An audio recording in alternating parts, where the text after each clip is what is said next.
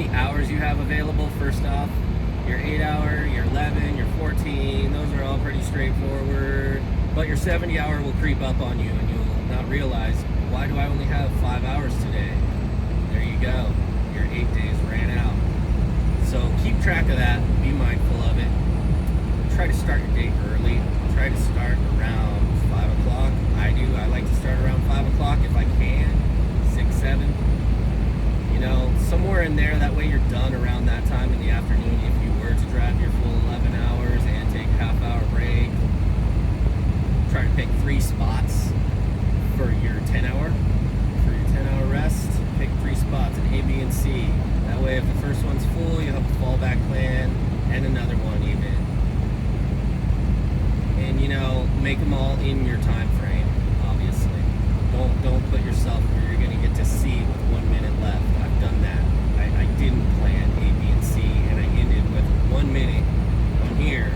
Already, it's been a month, and I've already done that.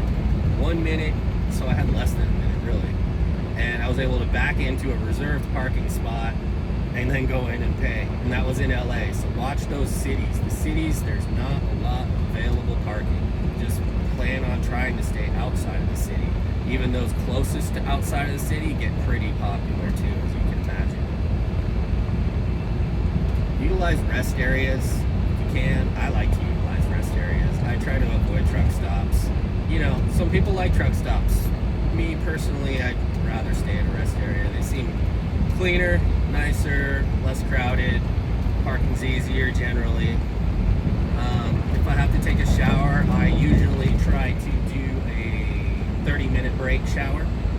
Sometimes it runs a little long waiting in line at Pilot, but it's in the middle of the day most of the time for my 30 minutes, so it's a lot easier than, the popular showering times when people are arriving and leaving at truck stops. Plan to arrive at your shipper or consignee an hour early.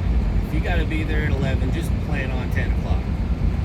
Plan on 10 o'clock and then factor in all the other factors and adjust it accordingly, like weather, like traffic. Traffic's a huge one. Fuel stops, scale, your half-hour break.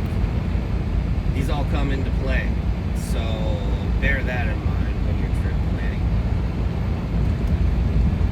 I use satellite imagery a lot as a good tool. You can zoom in, you can see things like, what does this right-hand turn look like up close that I have to make? Oh, I got to take up the lane a little bit into this lane on the left, the through lane, just to make that right turn tight enough. Maybe avoid it if you can reroute, but or at least you'll have an idea of what you're getting into that way. You can also zoom in at the shipper to see their entries and exits, how their docking bays are lined up, what kind of backing you're going to have to do when you get there, where their gate is, things like that. Satellite imagery is a really good tool.